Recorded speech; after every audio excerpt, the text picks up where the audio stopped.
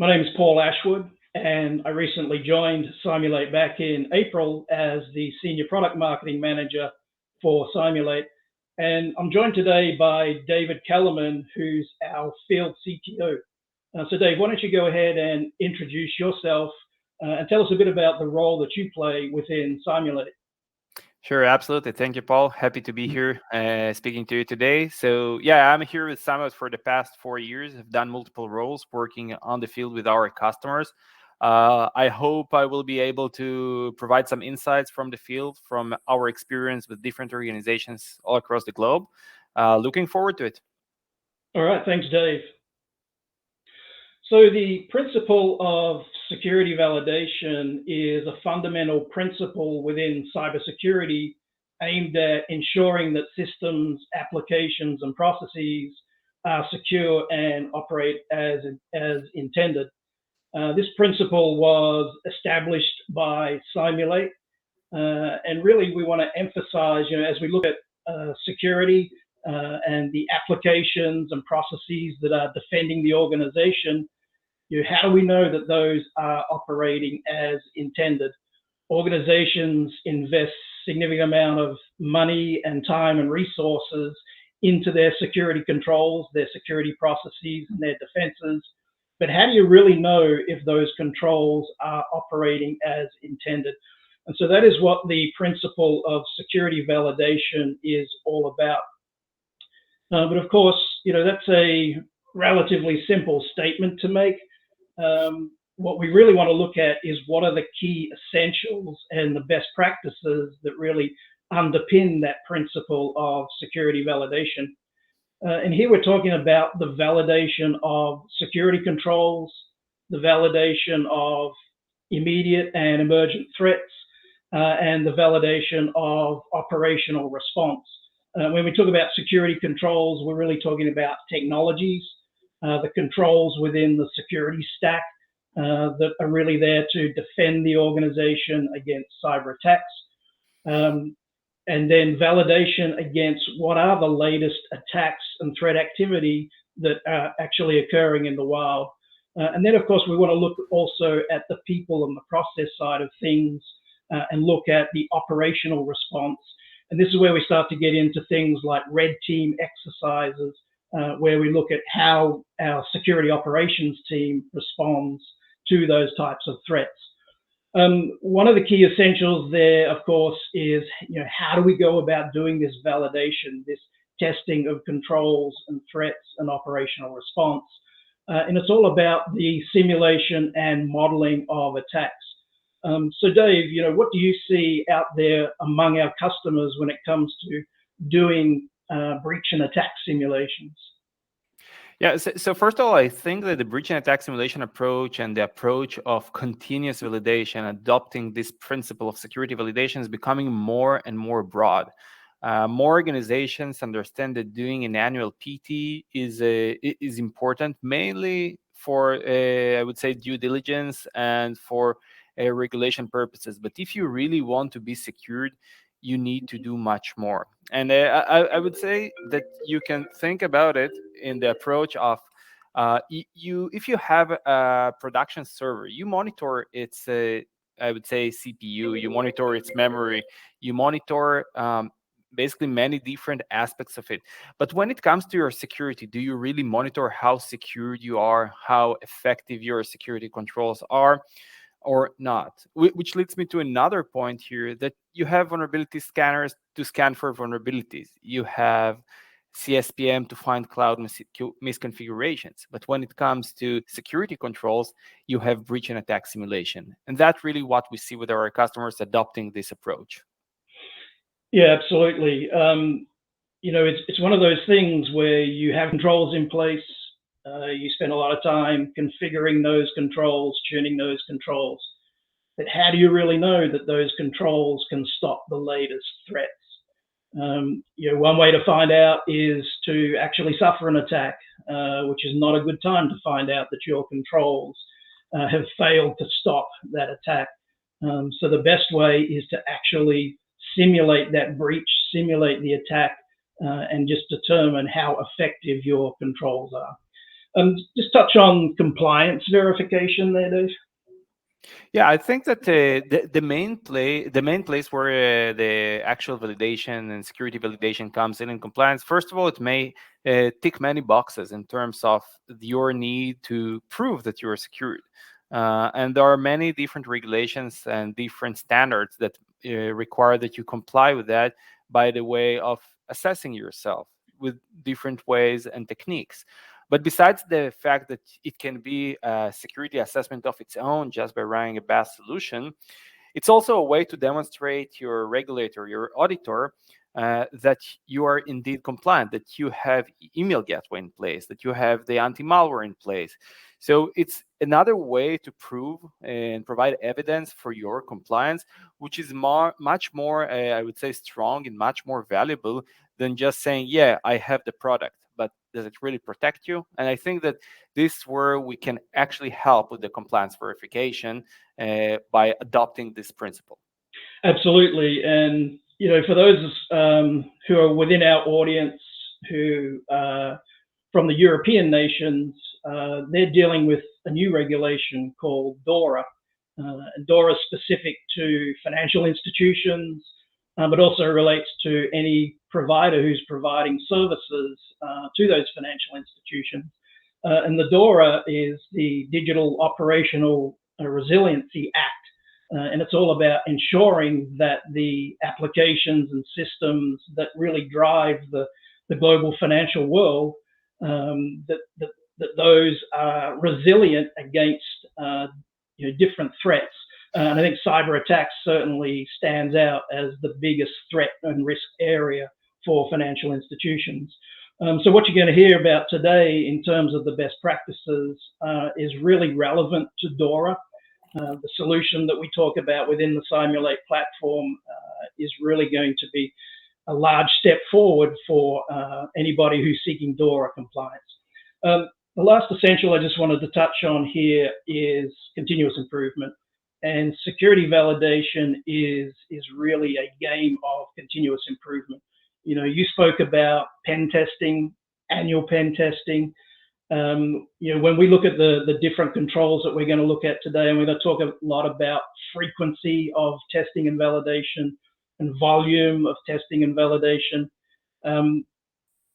When we look at that frequency, it's really about understanding how we continuously improve week over week with our resilience. So with that, let's kind of move forward and let's start to break this down a little bit and talk more about the validation of security controls. So here we see actually 7 controls within a security technology stack. Everything from email gateways and web gateways, web app firewalls, through endpoint security, cloud security, controls that deal with data loss and data exfiltration and SIM observability. So just starting with the first 3 of those controls, Dave, email gateway, web app firewall, I look at those as kind of our frontline defense, particularly the email gateway. When you look at, email is still the preferred method for threat actors to actually initiate an attack. If we look back over the past decade, some of the most infamous breaches all started with a malicious email. And so there's a lot of responsibility on the email gateway in order to block those threats and basically protect our users from clicking on different malicious links. So what is it that you're seeing in the field from our customers when it comes to email gateways and web gateways and the web app firewalls and our first line of defense there?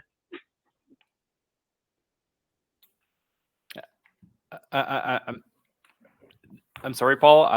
My line was broken. Can you? Okay.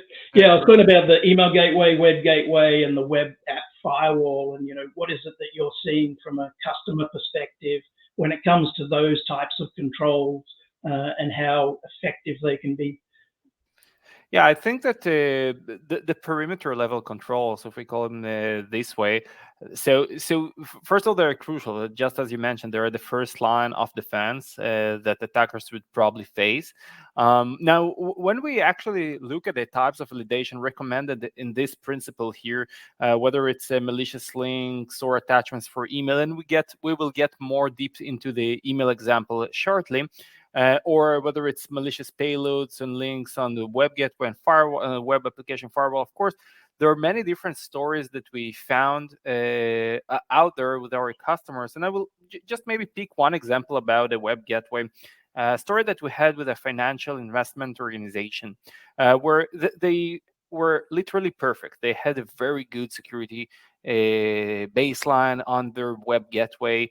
They blocked all the malicious files, all the malicious URLs from being accessed. But then suddenly, one day, they saw uptick in their score. Suddenly, things got penetrated. And analyzing that, they found out that suddenly files can be freely downloaded. Now, after doing some more investigation, they found out that another online services project being carried out by their IT and marketing team, due to this project, they implemented some whitelisting on file downloads because they needed it for some operational reasons. But that exclusion, which was global exclusion, created a huge security hole in their perimeter level security control, which was the web gateway, allowing malicious files to be downloaded. If they would have not regularly, on a weekly basis, test their web gateway against this type of threat, they would never probably find out until something would happen. Or until someone accidentally tried to download something and find out. But this is just one example, but of course you can extend this concept for all the security controls that we just discussed, and understand how and why it is important and how it can help you. It really plays into the notion of continuous validation, continuous improvement. It's about getting to a certain baseline for each of your controls. That baseline really represents what you would regard as an acceptable level of risk, and we'll talk more about that in our next example. But how do you achieve that baseline, and more importantly, maintain that baseline, right? And so this is where you're doing this annually or semi-annually as a pen test is really not going to cut it. We talk a lot about frequency. The recommended frequency for testing these controls is weekly. We see a lot of evolution of threat actors in terms of the tactics and techniques that they're using, in addition to the ever-evolving and changing IT landscape. So with all of that going on, how do you know that your controls that were working last week are still working this week? We may have done a patch to the gateway that may have done something to the rules in terms of the gateway, and all of a sudden we're not blocking threats like we thought we were. Let's jump forward here and just go even deeper on email gateway as an example. So there's a lot going on this slide. What we're actually looking at here is the output of an email gateway assessment. And I really wanted to highlight a few things within this assessment, starting over there on the top right with the penetration ratio. So here, we're actually sending over 10,000 emails through the gateway in terms of doing these tests and validation. This is a complete and thorough workout of the email gateway server. You might expect to see a little perspiration, a little sweat coming off that server at the end of this particular assessment after we push 10,000 emails. And the reason we're doing that is we're testing all different types of attack types and looking to understand, what is the penetration ratio there. So we see there 2,383 of the emails that we sent were not actually blocked by the email gateway. And within Cymulate's scoring methodology, we see down there on the lower right, minimal risk, low risk, medium risk, high risk. So that penetration ratio, while it does put us in somewhat of a low risk scenario, we are blocking a lot of different links and attachments through the email gateway. When we look at the risk score, though, the risk score of 43 puts us at medium risk. And given that, email gateway is that preferred vector for threat actors to initiate an attack, then, we want to be doing better. And so, Dave, if you were a security leader and you see this assessment of your email gateway, what is it on here that would really concern you?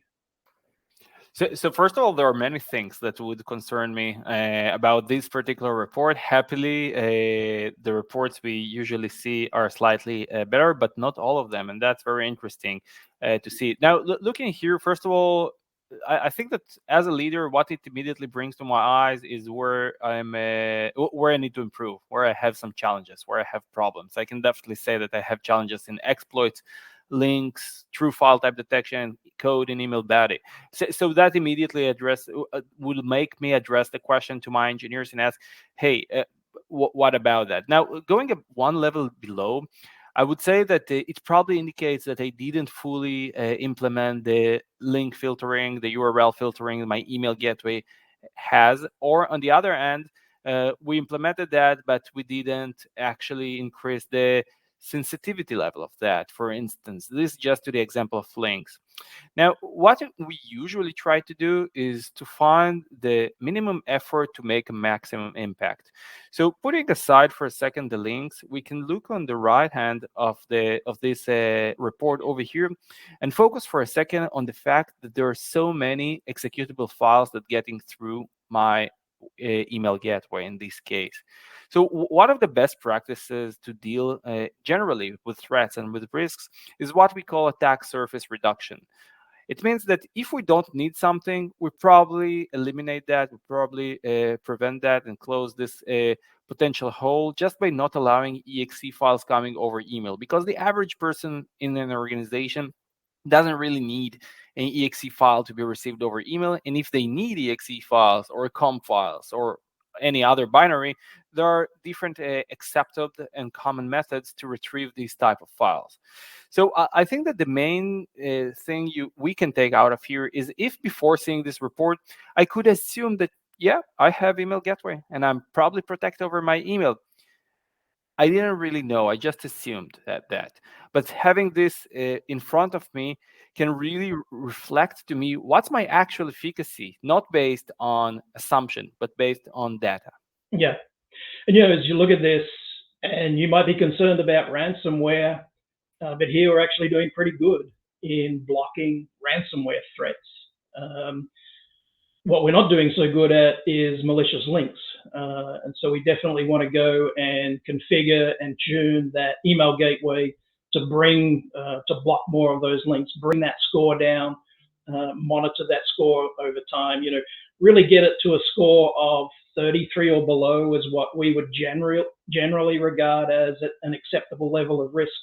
Of course, that varies by organization, depending on what business you're in. You might be very, very concerned about ransomware and want to see that down in a score of about anywhere from 0 to 5. But this gives you the ability to focus on the different attack types, and you can then go and make policy changes. We've seen certain customers that make a single policy change, and their score goes from 50 down to less than 10, just through one change. And so it gives you the ability to rerun that assessment once you've made the change. You could focus that in on just running the ransomware piece of the assessment rather than the full best practice assessment, and basically improve your score over time, which really plays to the whole continuous improvement side of our principle here. Let's move on. So we come back here to now talk about endpoint security, cloud security, data exfil, and SIEM observability. So, what is it? We see the email gateway, the web gateway, first line of defense. We may have an email that makes it through the gateway. User clicks on a link, it gets through the web gateway. Now we're really reliant on endpoint security. So, what is it, Dave, that we do within validating that endpoint security can actually catch and block that threat that the email gateway or web gateway may have missed? Yeah, so I think that probably when speaking about the endpoint security and where it actually comes in, if we will look even on the MITRE ATT&CK framework, I will carefully say that the majority of actual techniques that are listed in this framework are actually happening within an endpoint, within the endpoint. And Yeah. that's probably the most, I would say, also famous security control, your endpoint security. You see many different brands. Probably the average person on the street will not necessarily know what email gateway vendor is, what is Mimecast, for instance, but when it comes to CrowdStrike, they probably heard that name. Yeah.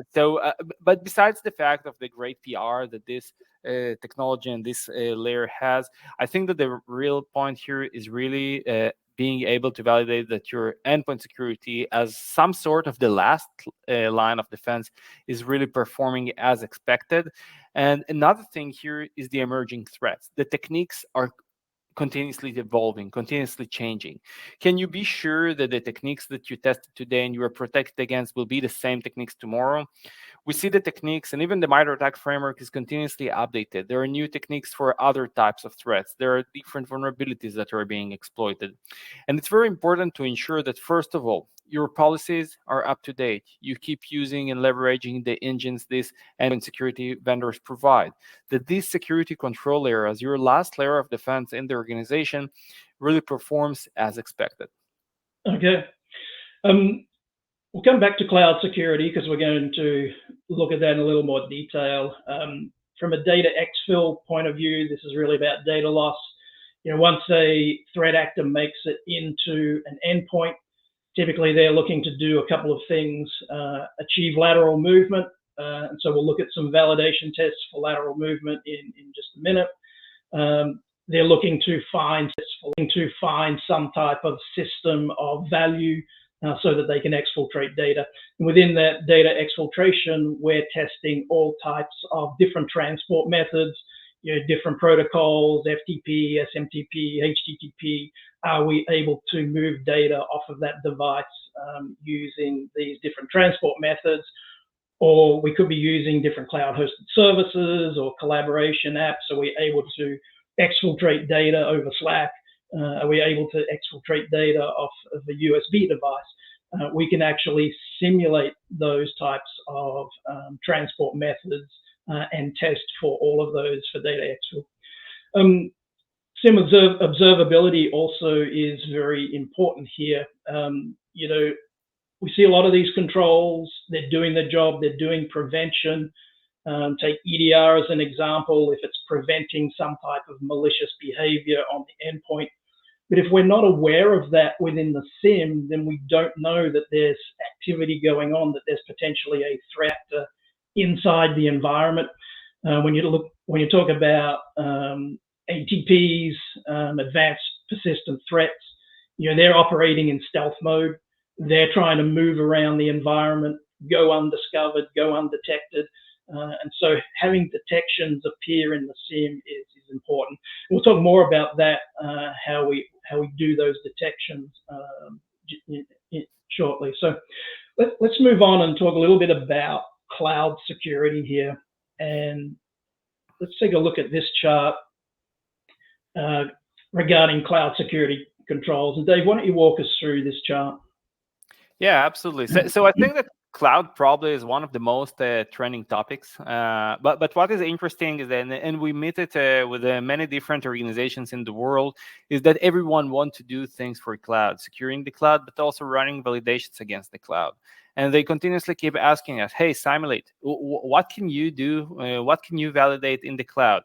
And what is interesting is that when we ask back, we can test many things, but what do you want to test in the cloud? This question is many times remain unanswered. And I think that the term cloud is a very abstract term, which encompasses in it many different layers, many different technologies, and many different things, and many different security controls that the organizations need to consider. So what we did at Cymulate, we actually broke down into the different layers, and you can see the column of the tested layer. And let's start from the bottom here.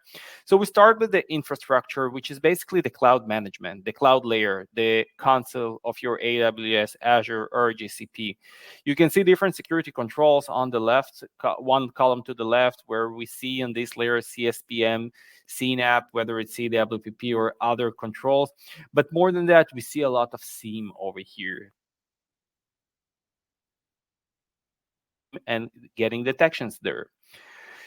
On the layer up, we see virtual machines, which are very similar to what we were used to on the on-premise. We see traditional security controls there, whether it's a web gateway, whether it's an endpoint security like EDR, and of course, it's protected also by firewall IPS from above and from the side, I would say.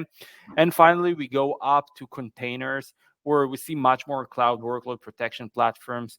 And after that, of course, the applications, where we see more WAF. So for each layer, when we speak of cloud, has its own security control, which is very important to understand. And after you understand that, you can start validating.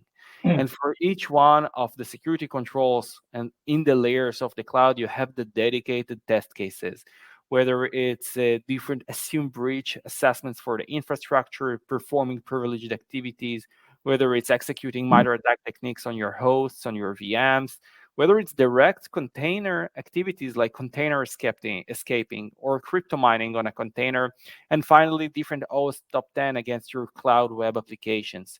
So to maybe summarize that, cloud is a complicated thing. Cloud is a multi-layered thing.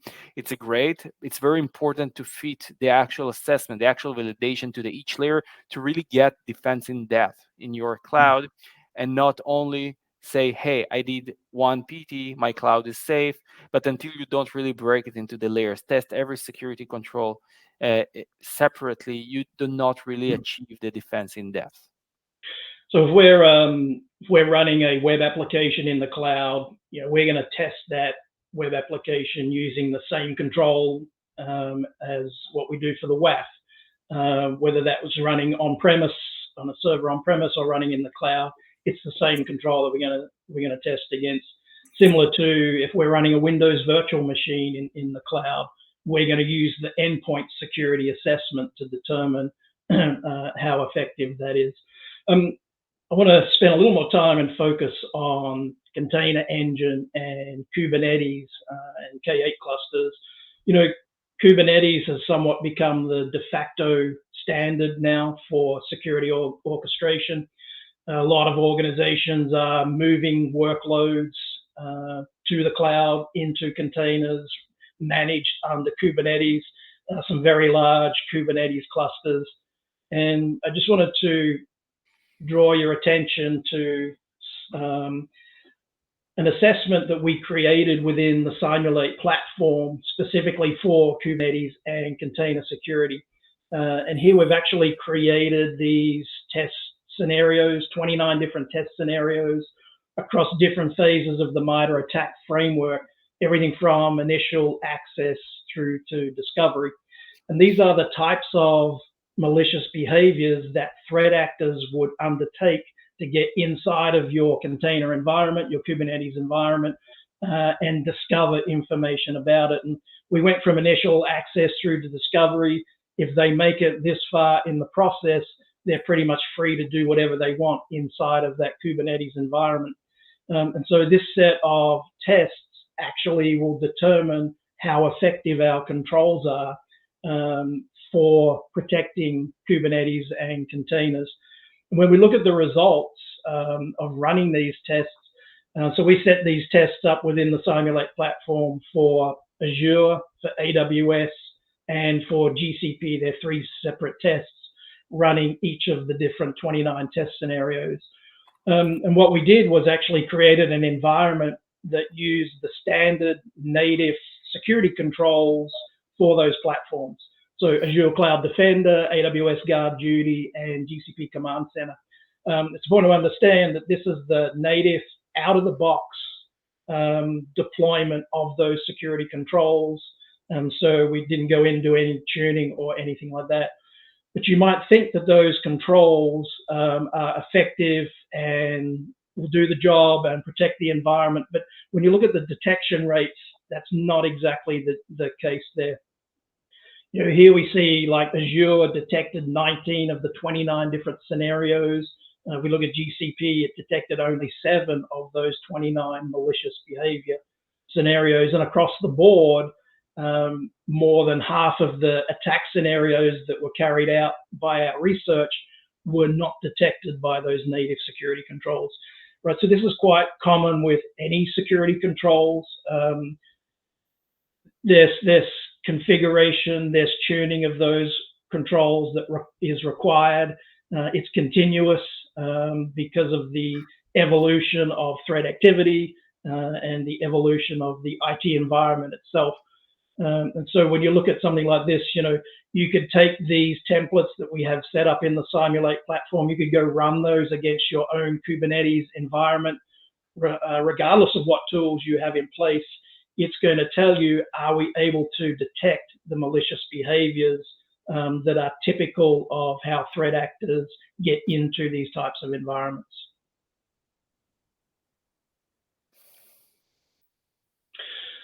Let's just finish up here on validation of security controls. We've talked about the testing, the validation, the importance of seeing detections within the SIEM to understand that there is potential behavior. Let's turn our attention to mitigation and what sort of guidance do we give for each of the controls. It's not just about saying, hey, this control failed to detect, failed to prevent this type of activity. What do we do about it? And within the Cymulate platform, we're giving mitigation guidance on, do we need to patch a control, make this type of update. But in addition to that are these mitigation rules and SIM rules. And so Dave, if I could turn to you for a moment and just, what's the value of what we're seeing here with these rules?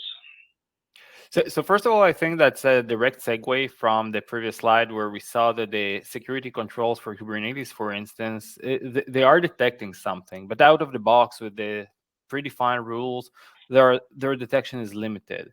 And taking it more into the SIEM area and the EDR, so there is some level of detection out of the box, but it's not absolute. And then there are also new techniques evolving all the time. Before touching directly this maybe a capability, an interesting story of a test we did in our lab. So we actually took one of the top EDRs, think of the top 2 or top 3 EDRs, so one of them, and we actually deployed an EDR agent out of the box with the default policy, literally the policy that it comes with, and we launched assessment. We then used an enhanced policy that most of our customers use according to the best practices of that EDR vendor. And we actually found out that the default policy has 40% more penetration than the actual enhanced policy.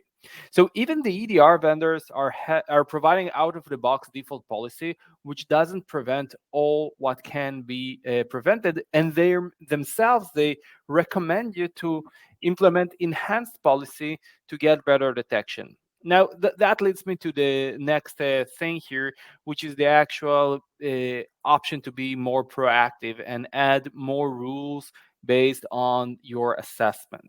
So if so far I would tell you that, hey, execution with a control panel item was not prevented, and now go figure out how to prevent that, we're literally giving you the most specific rule to how can you prevent that. And it's built in with translators to convert it into any detection rule in Microsoft Defender, Sentinel-1, Trend Micro, or even a CrowdStrike, for instance.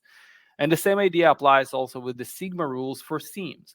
We have a Sigma rule engine, a comprehensive engine that can generate for you detection rules. So what I'm trying to say is that default settings are one of the greatest enemies of security. And you should be always proactive and see if you can do something beyond what you get to really improve your detection and prevention in your security controls. Yeah, what we're also seeing here, Dave, is if you look at the EDR mitigation rules, there's an accuracy level. So these rules could be used for detection or prevention. If the accuracy is high, you might feel confident about implementing that for prevention. If the accuracy was low, you might want to start by just putting that in as a detection rule. Go back and rerun the assessments and see how well it's performing in terms of stopping all of the automated test scenarios that we have to test the endpoint, and then decide, whether you want to implement that as a prevention rule. All these rules are written in our generic language. It's called SymQL, but we give translators to translate that. I believe even our EDR mitigation rules now have a translator on them, so you can translate that to a specific CrowdStrike Falcon rule or a Sentinel-1 rule, and same thing with the Sigma rules on the SIM side. If you want a rule specific to Splunk, you can generate that rule as Splunk code, and you can literally copy that and paste that into the Splunk environment. So this is where we're giving not just identifying where the weaknesses are in the security controls, but giving you actual guidance on how to mitigate those. Alrighty. So that kind of wraps up validation of security controls. Now let's talk more about validation of threats and operational response. So here we see more assessments related to immediate threats, lateral movement, full kill chain attacks. And as we start to get into the people side of things, SOC exercises and red team exercises, we're going to talk in more depth about immediate threats, and what we see from the Cymulate threat research group. They're actively involved in the threat intelligence community, and they're actually out there loading the latest threats daily into the Cymulate platform. Of course, we talked earlier about threat actors making it through to the endpoint, harvesting credentials, basically looking for data exfiltration. Typically the endpoint that they compromise may not be the endpoint that has the data the value that they're looking for. So they're trying to achieve that level of lateral movement. And this is where we get into automated network pen testing, but the ability to do that more frequently. And so again, this is where the recommended frequency to test for lateral movement is weekly.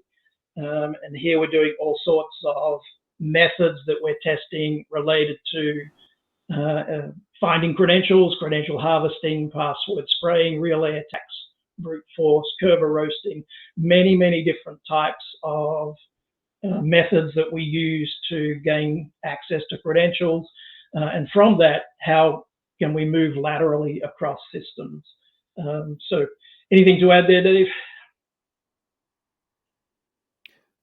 I think you covered it pretty well. Okay.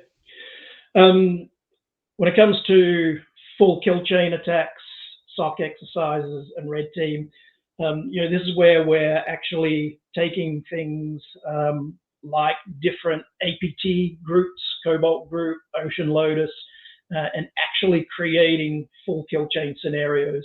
So this is where we're going beyond just assessing a single control to assessing more of a full kill chain attack.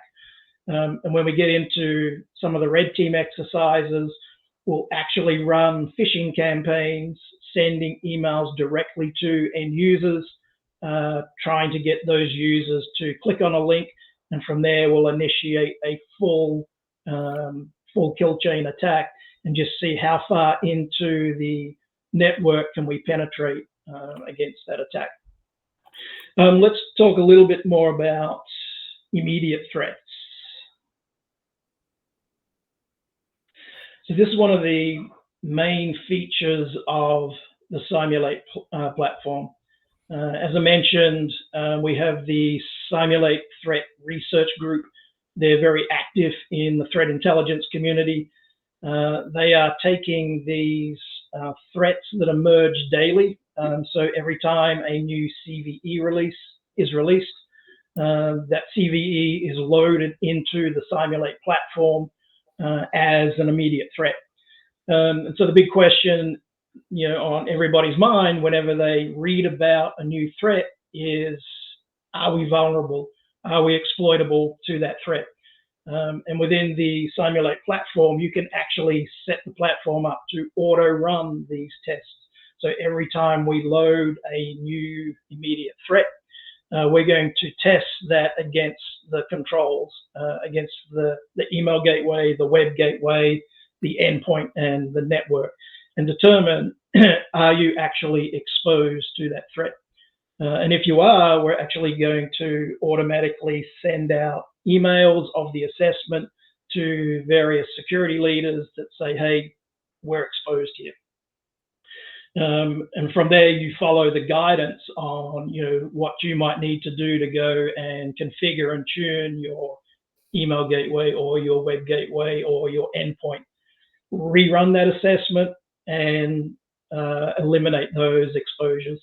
So this is a very valuable thing, in terms of the security leaders who continually get asked by executive leaders and board members, are we secure against this latest threat?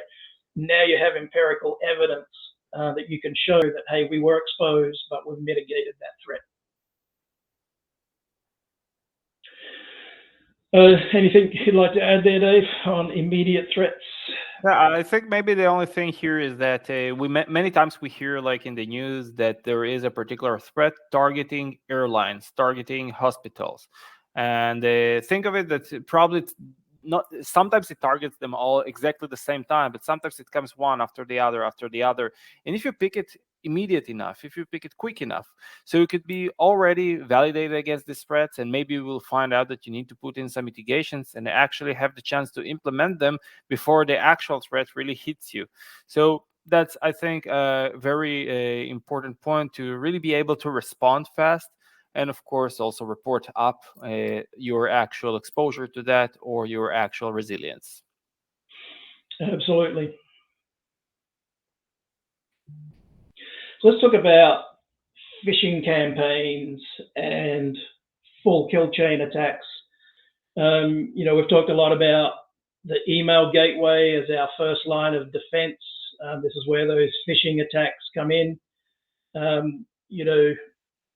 Users, those phishing attacks are really targeting users, trying to get them to click on those links. So obviously user vigilance is kind of important in any cybersecurity strategy. Organizations typically once a year will send their users through some form of training to spot these types of phishing attacks. But what we give here is the ability to actually run a phishing campaign directly to those users and do an assessment of how effective that campaign was. On the screen here, we see, we sent an email to 12 users, 8 of them opened the emails, and you're always going to find somebody who's going to click on it. So 3 of 12. And so it really gives you the opportunity after doing that level of training to test and validate when that people actually listen and understand and can start to detect a malicious email. Full disclosure, my previous company did this and I got caught. And I clicked on a link from supposedly the CIO saying, heard great things about you, let's connect on LinkedIn, clicked on the link and bam, I was caught. But the upshot of all of that is that I'm now very wary, very cautious of every email.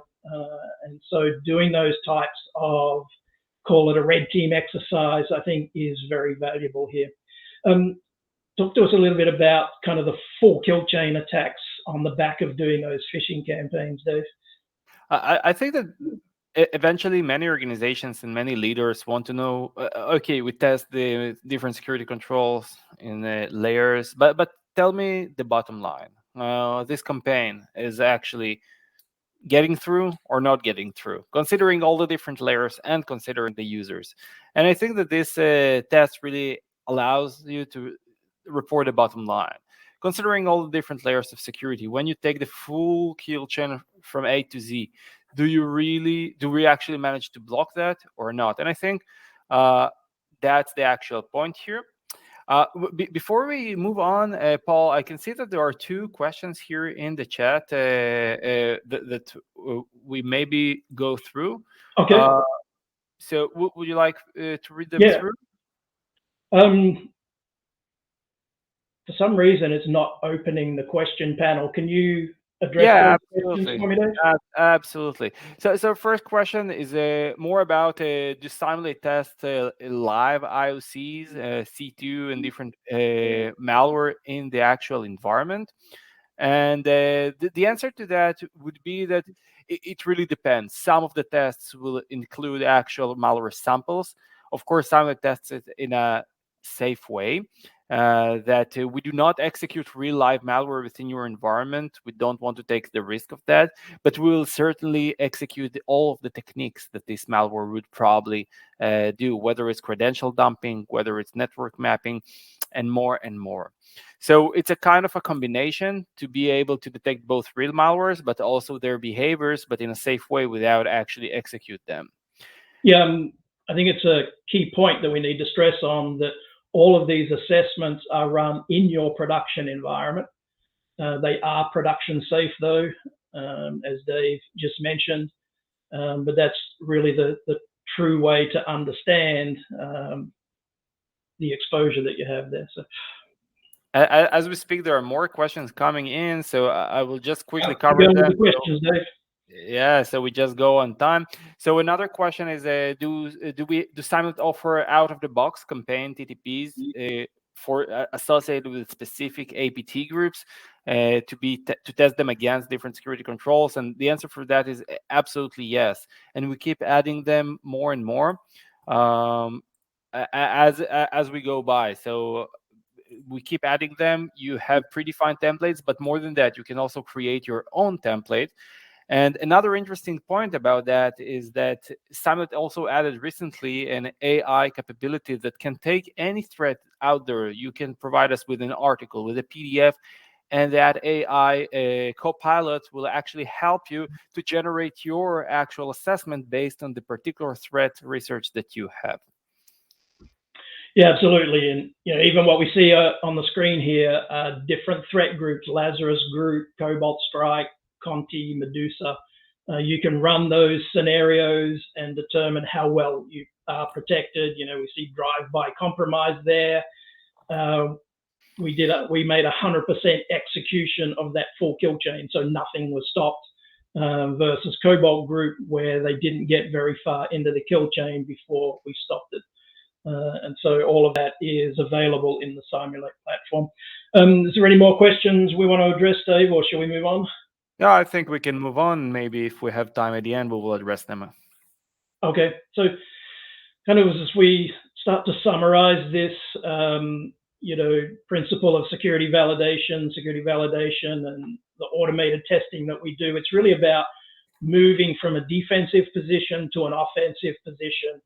And doing that by simulating these real-world attack scenarios. And so, we said it earlier, rather than waiting to suffer an attack to find out that our controls were not able and capable of blocking that attack, that we actually simulate that attack. And in doing so, we gain insight into how attackers might exploit our environment. We understand the potential impact of that attack. And most importantly is we get to take appropriate measures, mitigations to strengthen our defenses.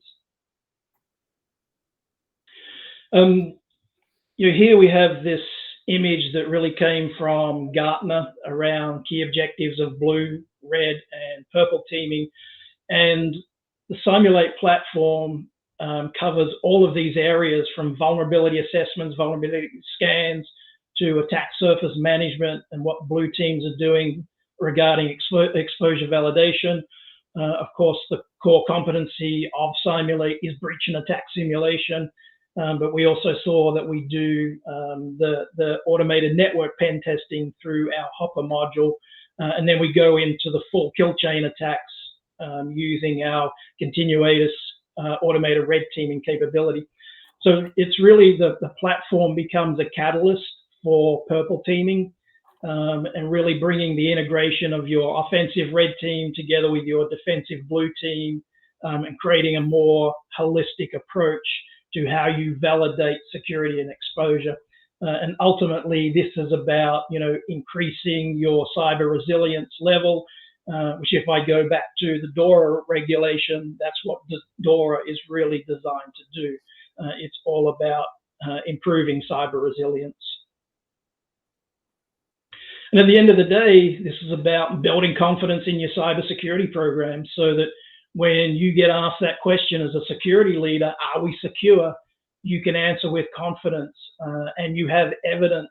And if there are weaknesses and gaps, that you have the evidence that you can present to the executive committee or to the board that says, hey, we have exposures. We need to make more investments in technologies and process and people. And in doing all of this, you're demonstrating your commitment to continuous improvement of cybersecurity.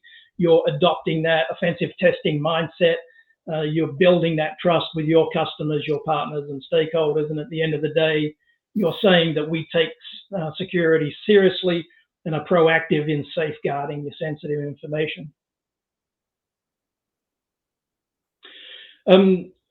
We've gone through a lot of material today. We've talked about a lot of controls, validation of security controls, validation of threats, validation of operational response, all the different assessments that exist in the Cymulate platform, and all the best practices have been captured in this ebook on security validation. I would highly encourage you to go download that. You'll see all the different attack types that we use for all the different controls, the recommended frequency that you should be running those tests and validation, as well as the volume of tests that we run. This is not, like I said, this is not an annual pen test where we'll test a handful of things through one control. We're going to hit that control with thousands of different attack types, and really comprehensively validate that it is operating as intended. So with that, I'd like to thank everybody for joining us today. Really like to thank Dave and for all your insight from how our customers leverage Cymulate to better protect their organization. Thank you, everybody. Thank you, Paul.